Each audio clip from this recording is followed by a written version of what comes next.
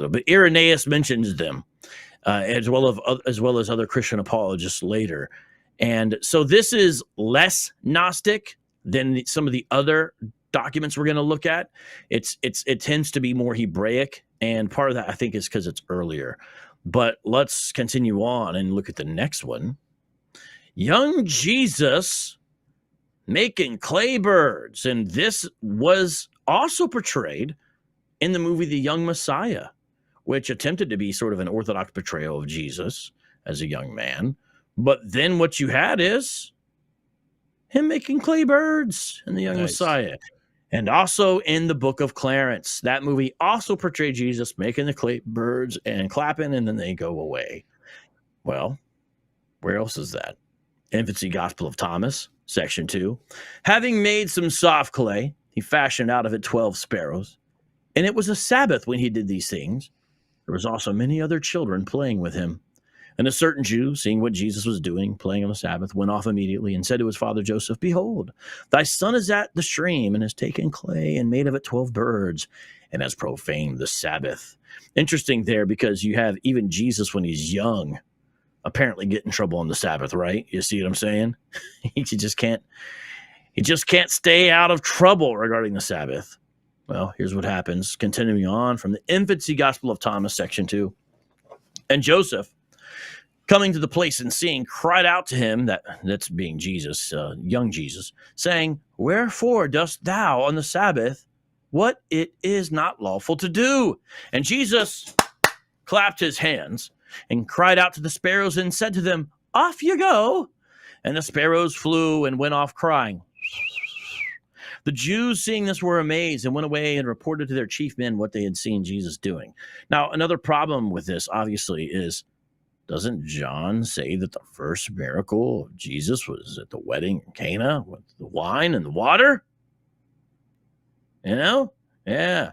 So here you have in the Infancy Gospel of Thomas this. Now, what is the Infancy Gospel of Thomas? Well, the Infancy Gospel of Thomas is an apocryphal gospel work about the childhood of Jesus, usually dated to late 2nd century, written in Greek. Notice that, all these are in some other, they're not, you have people sometimes trying to act like these are almost more Hebraic. Even the Gospel of James, even that one is in, let me just make sure, that's probably originally Greek and located from Syria. Some people say that one may have been originally in Hebrew. It's interesting, that one. But definitely not the case with the rest of these. So you got the Infancy Gospel of Thomas. And this is another example where what the Gnostic Gospels do, and David, they really tip their hand with this. They fill in the blanks of the Gospels. So everyone should understand, because when you watch Dan Brown's Da Vinci Code movie with Tom Hanks, or hear somebody putting forth those kinds of ideas, they'll act like these Gnostic Gospels are the real deal. We got the ripoffs, something like that, right? Well, hold on now. It's interesting to note where the Gnostic Gospels take place. They take place in Jesus' childhood. Now, why would that be, David Wood? Because Jesus' childhood is a blank spot in the Gospels. So what they're doing is saying, aha, here's a place for us to get in where we fit in. Understand? So what they do is they put information that's Gnostic-like in the places where the gospel doesn't have a lot of detail, because the child of Jesus is not the most important thing about him. So they get in there. Also, it probably can gain some popularity because there's a natural curiosity about what Jesus was like when he was a youngster. They do the same thing on the other end. The 40 days in between the resurrection and the ascension, a lot of the Gnostic Gospels take place in that time window. Why is that? It's a blank spot in the Gospel, so they get in there. That shows, by the way, they are derivative of the Gospels. I hope that makes sense to people. They should really understand that important point. I know that's relevant because Muhammad is incorporating these clearly fraudulent pseudepigraphal documents into something that he's saying is from God. Now, where's the incorporation? Surah 349. And make him a messenger to the children of Israel, who will say, indeed, I have come to you with a sign from your Lord, and that I design for you from clay that which is like the form of a bird. Then I breathe into it, and it becomes a bird by permission of Allah. And I cure the blind and the leper, and I give life to the dead by permission of Allah. And I inform you of what you eat and what you store in your houses, indeed, and that it is a sign for you, if you are believers.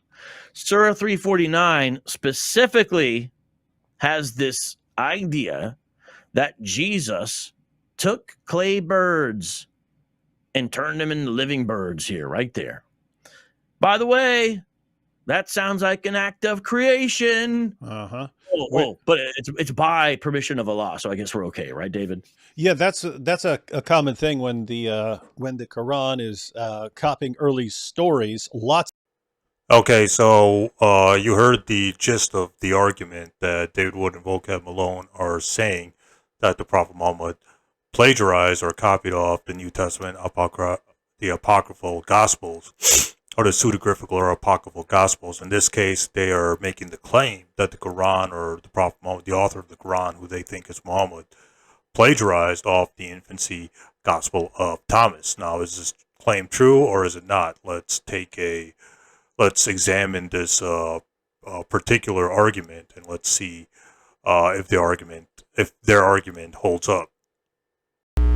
Again, this whole claim that the Quran copied off apocryphal material, whether Old Testament or New Testament apocryphal material, again, David Wood and Vocab Malone commit the genetic fallacy.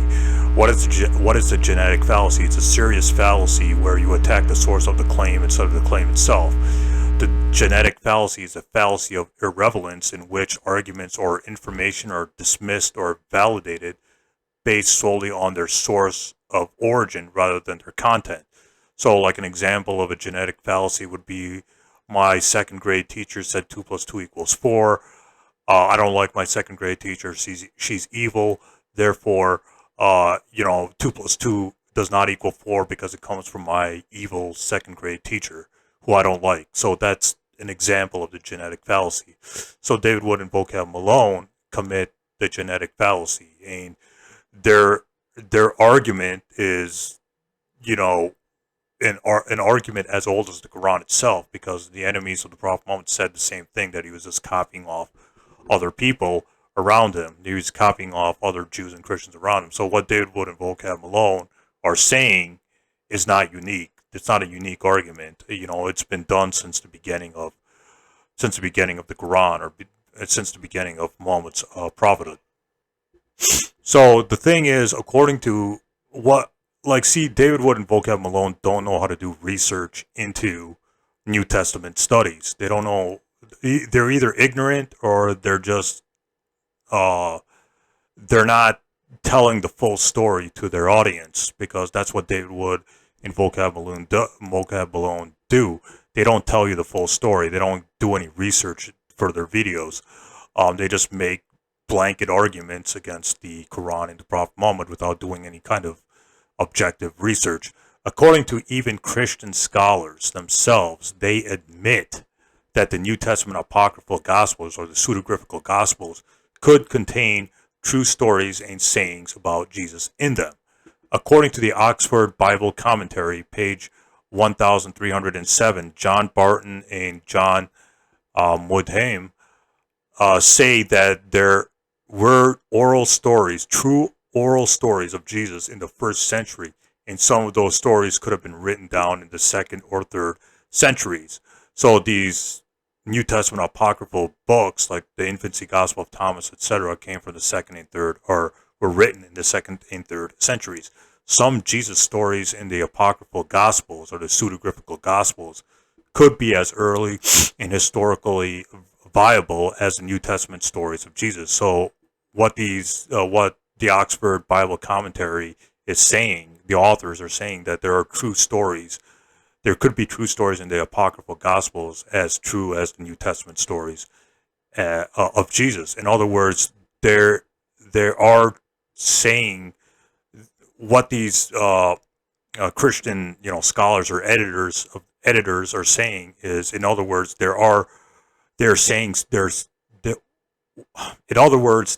saying some stories found in these apocryphal books are as historically true as the New Testament story. So, the story of Jesus making a clay bird in the infancy Gospel of Thomas, could be a true story according to Christian scholars themselves, and it was written down in the 2nd or 3rd century, but it was circulating in the 1st century, but for some reason the New Testament Gospels of Matthew, Mark, Luke, and John didn't write that story down, but it somehow made it into the 2nd and 3rd century by oral tradition, and it could be a true story, because if you read the ending of Gospel of John, if you read the ending of the Gospel of John, it says that not everything about Jesus was written down about Jesus in the Gospel of according to the Gospel of John. If you read the Gospel of John, the last 2 chapters, chapter 20 and 21, I believe, it says that if every story was written about Jesus, it couldn't be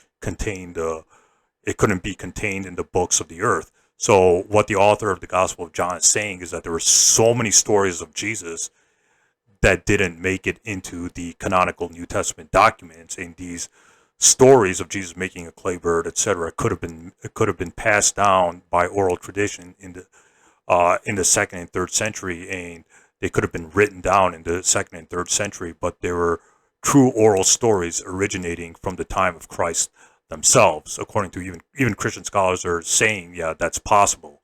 So this is not a threat to the validity of the Quran. The conclusion we can draw here is that this argument is not a threat against the Quran's divine origin or the historical veracity of the Quran. Even according to Christian scholars themselves, they're even admitting that there are true stories found in these New Testament apocryphal and pseudographical books. There are true stories that could be found in there, and the Quran could be repeating true stories found in these apocryphal, in these New Testament apocryphal or pseudographical works. The New Testament does the same thing with Old Testament apocryphal material. The New Testament copies or plagiarizes off 1 Enoch. Like if you read 2 Peter in the book of Jude, it copies off 1 Enoch, etc. So this argument is not a threat against the Quran's divine origin claim or the historical veracity of the Quran. According to even Christian scholars themselves, they're even admitting that there are true stories found in these apocryphal works, and they could be as true as the New Testament stories and sayings of Jesus. So even Christian scholars are admitting that there are true stories found in these apocryphal books. So the Quran could be repeating true stories found in those books. So again, my point is that this argument is not a threat against the Quran's divine origin claim or the historical veracity of the Quran. David Wood and Vocab Malone really need to do more research into this topic, and they need to learn logic and reasoning, because they fail at doing New Testament research or research on the veracity of the apocryphal or pseudographical works, and they fail at logic and reasoning, and they're hypocritical or they're inconsistent, because the New Testament does the same thing with Old Testament apocryphal material. The New Testament copies off the New Testament documents copy off 1 Enoch and other material that is not found in the canonical Bible that we have today. So this argument backfires against the New Testament more forcibly. Stay tuned, more videos coming up ahead.